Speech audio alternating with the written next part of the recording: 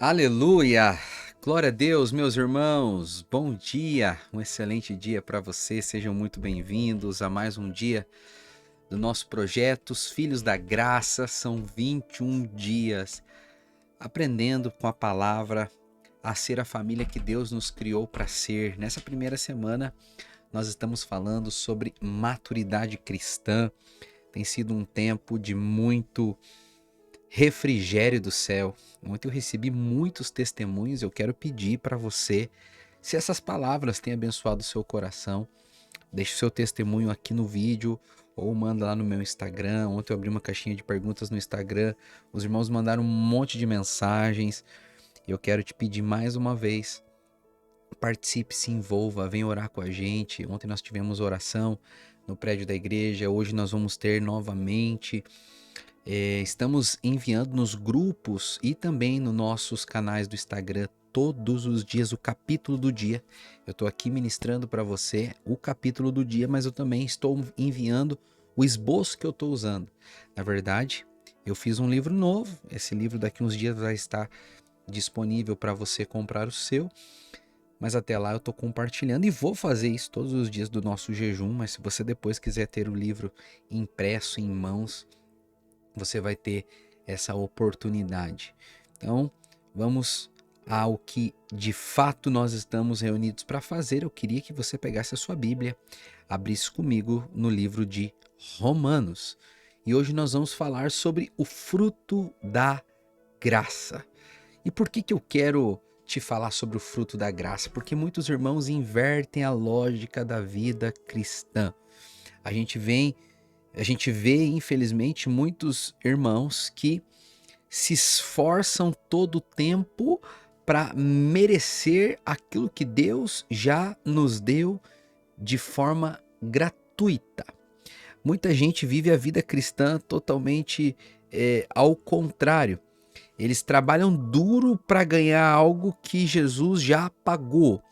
Eles vivem uma vida de frustração, uma vida cansada, uma vida sempre correndo atrás de alcançar um lugar que já é deles. Mas no Evangelho as coisas são diferentes. No Evangelho nós não nos esforçamos para receber. Nós recebemos primeiro e a nossa resposta é desfrutar, é nos esforçar, é obedecer.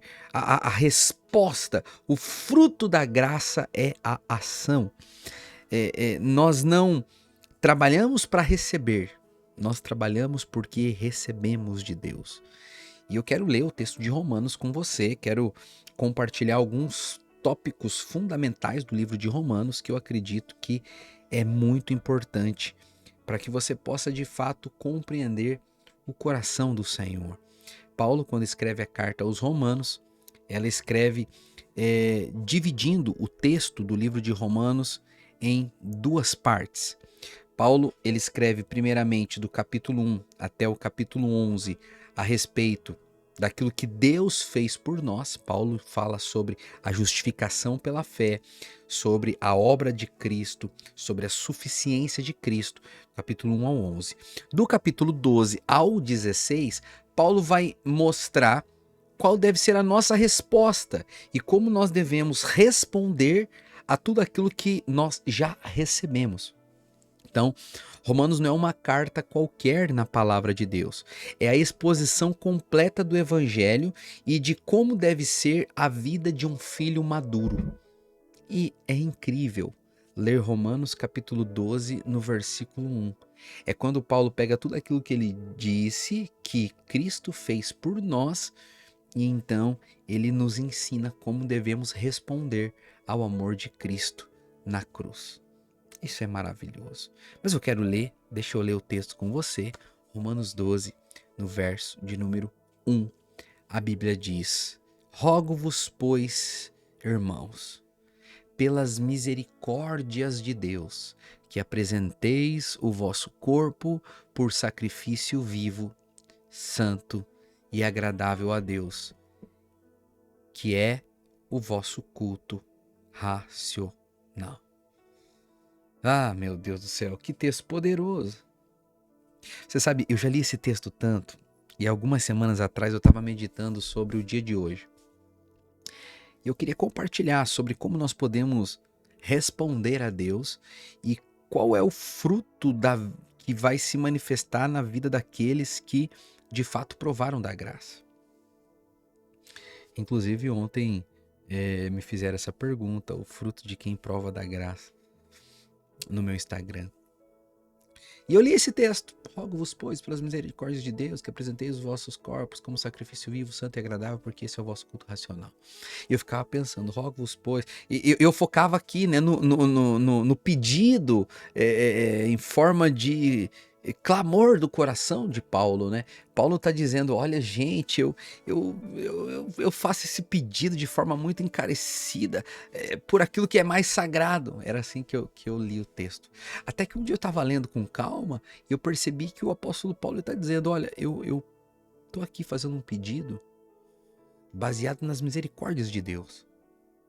Paulo está dizendo, olha, eu quero fazer um pedido para vocês, e esse pedido tem uma base, e a base é as misericórdias de Deus. É como se Paulo estivesse dizendo o seguinte, gente, eu quero fazer um pedido para vocês, depois de vocês entenderem, e eu quero que vocês se lembrem das misericórdias de Deus.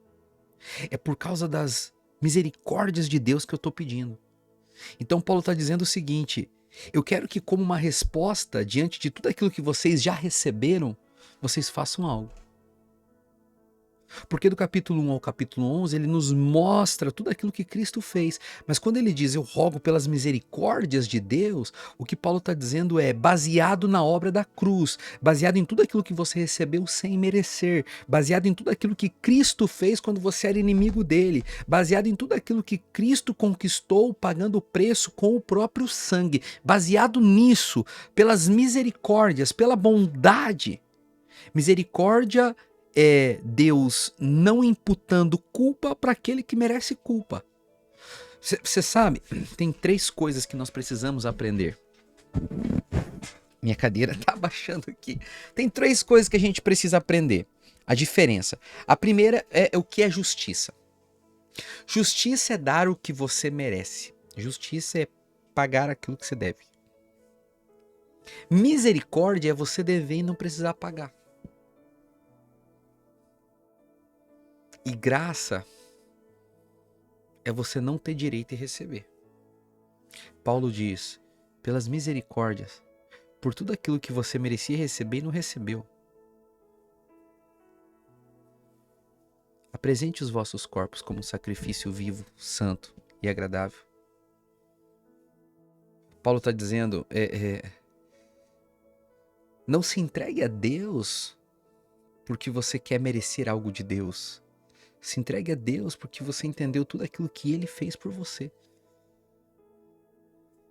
Essa é a resposta da graça. Esse é o fruto da graça. O fruto da graça é se entregar. Quem verdadeiramente entende a graça, ele não quer saber de outra coisa.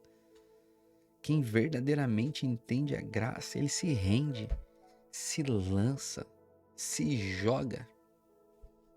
Simplesmente se joga. Isso é maturidade, é quando você entende a ordem certa. Primeiro vem a graça, primeiro vem a misericórdia de Deus, depois vem a minha resposta diante de tudo isso. Isso muda tudo, gente. Tudo, tudo, tudo.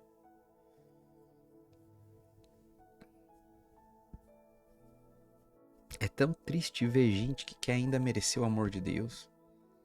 Gente que vive uma vida cansada. Gente que tá todo tempo querendo provar para Deus que merece o amor dele. Correndo atrás daquilo que já tá nas próprias mãos. Mas o evangelho não é isso. Não, não, não. Você é amado, meu irmão. Você é amada, minha irmã. As misericórdias de Deus já te alcançaram. E quando você entende as misericórdias de Deus, você vai se entregar. Só que agora você não vai se entregar porque você quer obedecer a Deus. Você não vai se entregar porque você quer simplesmente cumprir os mandamentos dele para ser um bom filho e ele olhar para você e dizer bom menino. Não, não, não, não, não. Você se entrega agora porque você deseja se lançar em tudo aquilo que ele tem preparado para você. Você para de querer viver uma vida desesperada em agradar a Deus e começa a viver uma vida intensa em querer conhecer Ele. Paulo usa uma expressão muito forte aqui, né? Ele diz: apresente, rogo-vos, pois, pelas misericórdias de Deus, que apresenteis os vossos corpos como um sacrifício. Essa palavra sacrifício era muito forte naquela época, porque as pessoas entendiam que de fato era um sacrifício que era oferecido a Deus. O animal ele precisava ser trazido no altar, ele tinha que ser cozido, colocado sobre a madeira, ele tinha que ser morto, o sangue dele tinha que ser derramado, a vida daquele animal tinha que ser derramada e no final aquele animal ele era consumido a pó, como uma oferta de fato a Deus. Só que Paulo diz o seguinte: eu quero que vocês se apresentem como um sacrifício vivo. Eu não quero simplesmente que vocês morram e se ofereçam a Cristo. Eu quero que vocês vivam se oferecendo a Cristo. E isso muda tudo, porque Paulo está dizendo: agora que você entendeu as misericórdias de Deus, o meu desejo é que vocês vivam as suas vidas como um sacrifício, como uma oferta, que vocês lancem todos os seus dias, todos os seus projetos aos pés de Jesus. Ah, irmãos, isso é incrível, isso é incrível. Diante de tudo que a gente recebeu do Senhor, nós éramos inimigos de Deus. Os nossos pecados cravaram Jesus na cruz. E ele não precisava ter morrido. Na verdade, ele era Deus que veio ao mundo, viveu uma vida santa, morreu pelos pecados que não eram dele. Porque nos ama. E qual que é a nossa resposta diante de tudo isso? É uma resposta lógica. Eu rogo pelas misericórdias de Deus que vocês apresentem os vossos corpos como um sacrifício vivo, santo e agradável, porque esse é o vosso culto racional. Paulo está dizendo o seguinte: quando você entende tudo aquilo que Cristo fez na cruz por você, a resposta lógica que todo filho maduro dá para Deus é: ele se oferece como um sacrifício, mas não porque é obrigado. Deixa eu te dizer, para de querer se oferecer à força para Deus. Quando você se dá, quando você se entrega, quando você se lança, você não está perdendo nada, você está ganhando. Paulo diz: ofereça o seu corpo. E isso é incrível, porque muitas vezes nós vemos um evangelho de alma, né? Ah, Deus conhece o meu coração. Deus sabe da minha intenção. Mas Paulo está dizendo: ofereça o seu corpo. Esses dias um irmão dizia para mim que, na opinião dele, determinada situação não era pecado. Eu disse para ele: olha, amado, tudo que te escravize, que você não consegue dominar, não é de Deus. Não, pastor, mas Deus conhece meu coração. Eu falei para ele: pois é, mas por que você esquece que o conselho de Paulo é: ofereça-se como um sacrifício vivo a Deus? E ofereça o seu corpo. Você não devia usar suas mãos para o pecado. Você não deveria usar a sua boca para o pecado. Você não deveria usar os seus olhos para o pecado. Você não deveria usar os seus pés para o pecado. Você deveria oferecer o seu corpo completamente a Deus. O sacrifício a Deus não é só do coração, não é só uma coisa da alma. Envolve o seu ser de maneira completa. Não é só uma questão de ir no culto domingo e Deus saber que você é uma boa pessoa, que não mata, que não rouba. que trabalha honestamente, paga suas próprias contas. Não, não é sobre isso. Quando você entende as misericórdias de Deus, o seu coração se rende completamente como um sacrifício vivo. E no versículo 2, Paulo vai dizer: e não vos conformei-vos com este mundo, mas transformai-vos. Essas duas palavras são muito importantes, conformar e transformar. A palavra conformar é xixematizo no grego, que significa entrar no esquema, assumir a forma externa. É como uma massa que é colocado dentro de uma forma e assume o formato da forma. É igual fazer pudim. Tem a forma do pudim, o pudim fica no formato da forma. Paulo diz: não assuma a forma desse mundo. Agora que você tem Cristo, não viva como o mundo vive. Mas não é não viva como o mundo vive para que Deus fique feliz com você. Não é não viva como o mundo viva para que Deus possa te aceitar. Não, não, não. É pelas misericórdias de Deus. Por conta de tudo aquilo que você já recebeu.